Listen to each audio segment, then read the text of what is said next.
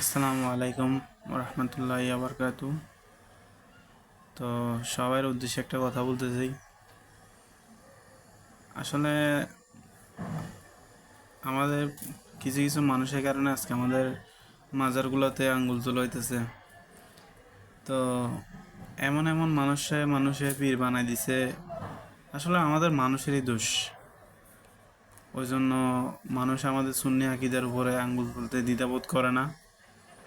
তো তারাই জানে আসলে মানুষের এতই কি বলবো আর, এর নাকি পীর বানাই দিছে। এ আসলে কোন দিক দিয়ে পীরের যোগ্যতা আছে এর আমি কিছু বুঝতেছি না। এই তোরা লইস না আমার লাগে পাঙ্গা মাটি কইরা দিমু তবু একেবারে प्यार कर लिया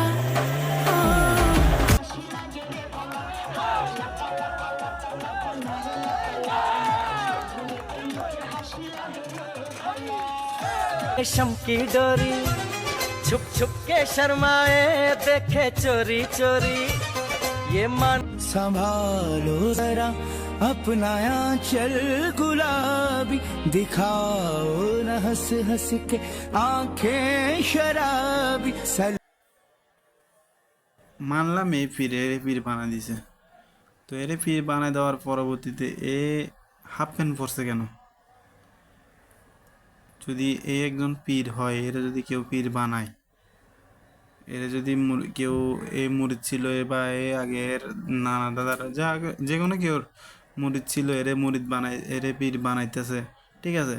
তো একজন পীর হয়ে কিভাবে ওই মেয়েদের সাথে বেহায়াপনা করে, ওইখানে যায় অনুষ্ঠান করে, অনুষ্ঠানে যায় এরে নাচ গান করে। তারপরে আমার কথা হচ্ছে যে নর্মাল মানুষে করলে সমস্যা নেই, কিন্তু একজন যদি সে মাজার ভক্ত মাজার ভক্ত আবার তাদের বংশগত মাজার আছে, তো তারা যদি এসব কাজ করে তাহলে সাধারণ মানুষ আমাদের জ্ঞাতে মানে আমাদের ধর্মেতে এমন কিছু মানুষ আছে যারা সুন্নি আকিদার বিরুদ্ধে, মাজারের বিরুদ্ধে।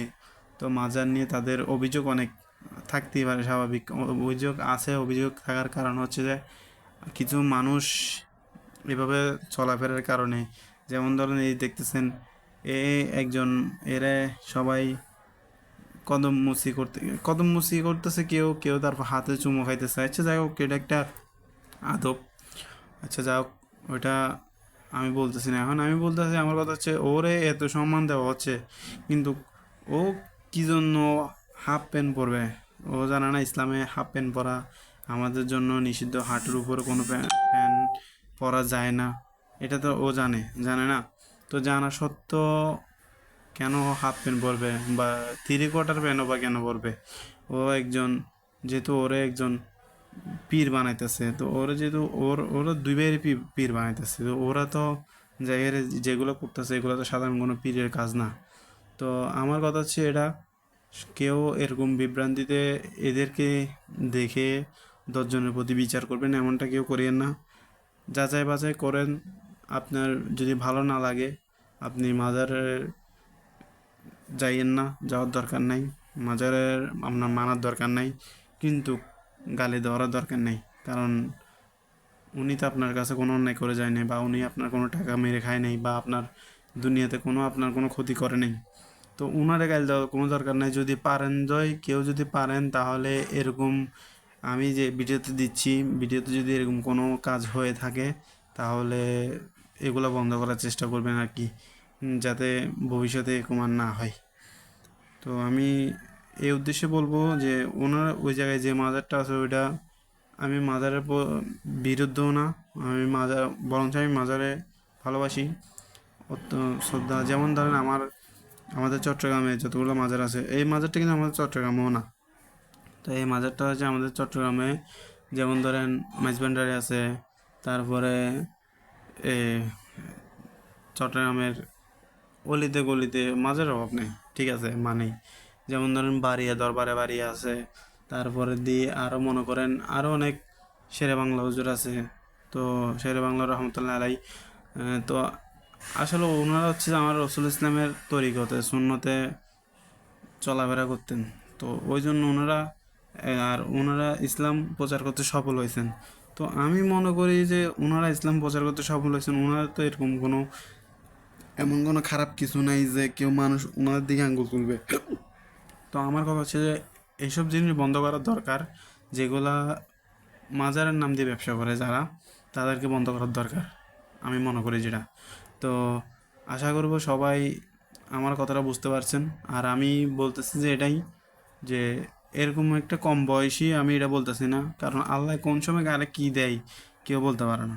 তো উপর আল্লাহর অশেষ কৃপাতে যদি ও যদি এরকম হয়ে থাকে, তাহলে ওর বুদ্ধিটা হাঁটু নিচ্ছে কেন? বুদ্ধিমান তো বুঝতে পারতেছেন, ও হাফ প্যান্ট পরতে মানে ও একজন, ও পীর দাবি করতেছে, যেহেতু ও হাফ প্যান্ট পরবে কেন হাঁটুর নিচে? তো আমার এটা থেকে যাচ্ছে এটা নিয়ে। তো আমি চাই এই ভিডিওটা সবাই শেয়ার করে দেন, তো যাতে জানতে পারে যে এরকম এরকম এদের জন্যই আজকে আমাদের সুন্নি আকীদার উপরে আঙ্গুল তোলা হচ্ছে।